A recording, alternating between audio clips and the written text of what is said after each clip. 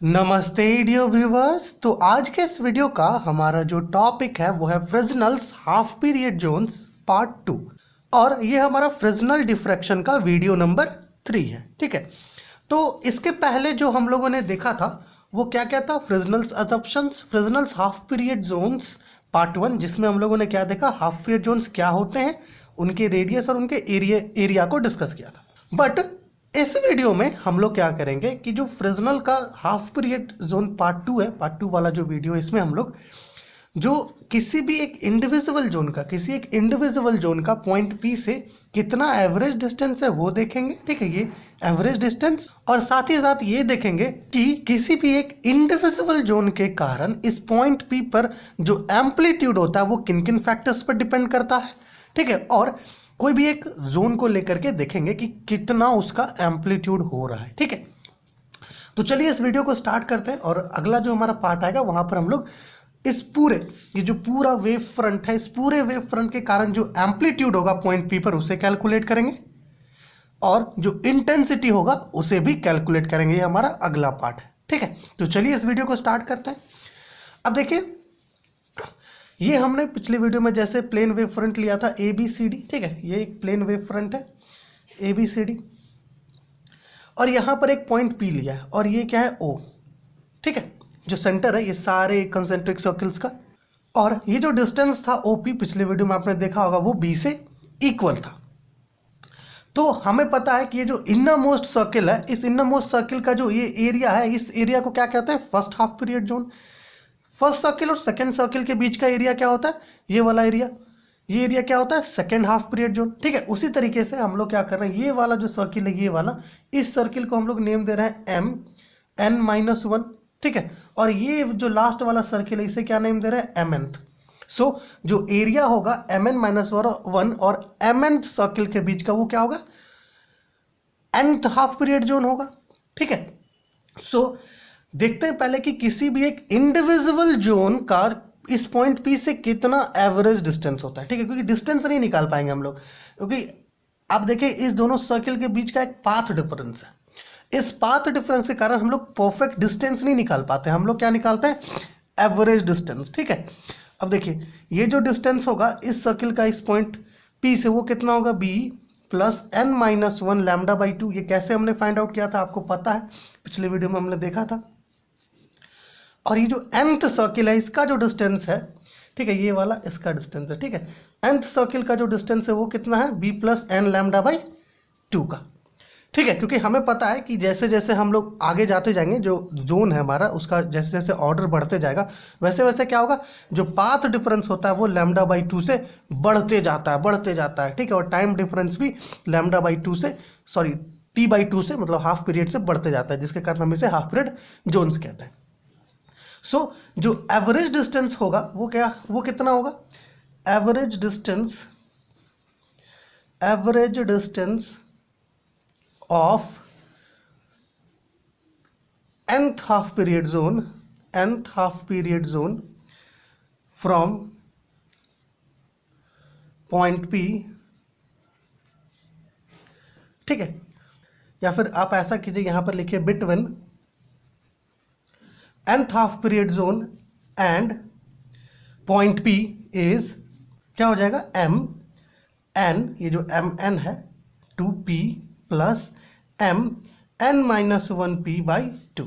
ठीक है, अब देखिए हमारे पास वैल्यू है MNP का भी और MN-1P का भी, दोनों वैल्यूज को यहाँ पर सब्सटीट्यूट कर देते हैं। देखिए MNP का वैल्यू क्या है? B plus N lambda by 2, B plus N lambda by 2 plus B plus N-1 lambda by 2 divided by 2। अगर आप इसे सॉल्व करेंगे तो आपको जो वैल्यू मिलेगा, ठीक है, देखिए कुछ ऐसे सॉल्व करेंगे इसे हम लोग, इज इक्वल टू B, और B क्या हो जाएगा? 2B प्लस, ये देखिए अगर आप यहाँ मल्टीप्लाई करेंगे तो आपको मिलेगा N lambda by 2 plus N lambda by 2 minus lambda by 2 divided by 4।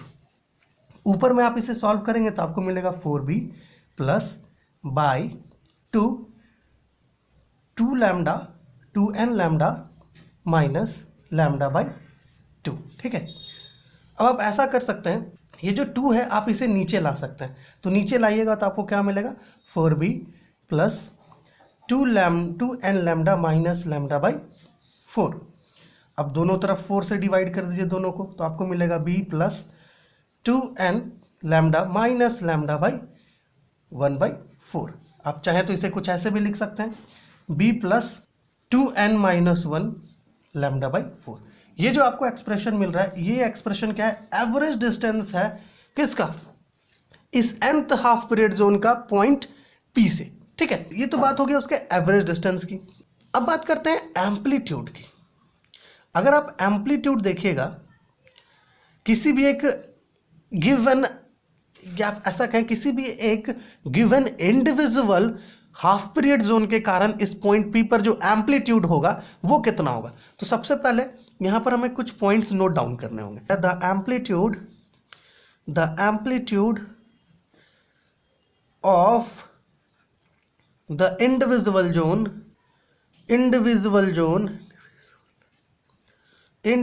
Zone at point P is, ठीक है, आपको यहां पर नोट डाउन कीजिए, is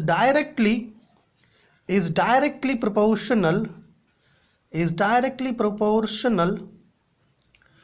to the area of the zone का जो एरिया है उस एरिया के, ठीक है, to the area of the zone का जो एरिया होगा, जो भी इंडिविजुअल जोन आपके पास गिवन होगा उसके एरिया पर डायरेक्टली प्रोपोर्शनल होता है। ठीक है, इन्वर्सली प्रोपोर्शनल होता है वो किस पर, inversely proportional to the distance of the zone from point P। जो पॉइंट P से एवरेज डिस्टेंस होगा किसी भी गिवन जोन का, कोई भी इंडिविजुअल जोन का, उस पर इन्वर्सली प्रोपोर्शनल होगा। एंड लास्टली जो एम्पलीट्यूड है वो डायरेक्टली प्रोपोर्शनल होता है ऑब्लिक्यूटिव फैक्टर पर, directly proportional to the obliquity factor. ये चीज, ये तीनों फैक्टर्स को हमने फ्रेजनेल्स अजम्पशंस में भी देखा था। ठीक है, देखिए मान लेते हैं कि अगर हमने यहाँ पर कोई ये जो है nth हाफ पीरियड जोन, इस nth हाफ पीरियड जोन को ले लिया, इस nth हाफ पीरियड जोन के कारण इस पॉइंट P पर जो एम्पलीट्यूड होगा वो कितना होगा। ठीक है, तो वो किन किन फैक्टर्स पे डिपेंड कर रहा है, वो फैक्टर्स यहाँ पर है। अगर हम इन सारे फैक्टर्स को एक साथ कंबाइन कर दे तो हम लोग फाइंड आउट कर सकते हैं कि कितना एम्पलीट्यूड जो है इस पर होगा। ठीक है, जैसे कि ये जो Rn है ये क्या है, रिजल्टेंट एम्पलीट्यूड है पॉइंट P पर nth हाफ पीरियड जोन के कारण। तो हम ऐसा लिख सकते हैं कि Rn जो है ये डायरेक्टली प्रोपोर्शनल होगा किस पर, ये डायरेक्टली प्रोपोर्शनल होगा एरिया ऑफ द हाफ, ये जो nth हाफ पीरियड जोन है पिछले वीडियो में हमने देखा था जो पाई बी लैम्डा से इक्वल आ रहा था। ठीक है, और ये जो nth हाफ पीरियड जोन के कारण पॉइंट P पर जो एम्पलीट्यूड है ये इनवर्सली प्रोपोर्शनल है किस पर, distance of the zone from P। अब देखिए nth हाफ पीरियड जोन का P से जो डिस्टेंस है वो हमने अभी फाइंड आउट किया, b plus 2n minus 1 lambda by 4। तो आप यहाँ लिख सकते हैं b plus 2n minus 1 lambda by 4। और साथ ही साथ ये ऑब्लिक्यूटिव फैक्टर पर क्या होता है, ये इनवर्सली प्रोपोर्शनल है तो 1/, ले लीजिए। और ऑब्लिक्यूटिव फैक्टर पर क्या होता है, ये डायरेक्टली प्रोपोर्शनल होता है, क्योंकि ये nth है इसलिए हमने यहाँ पर n लगाया।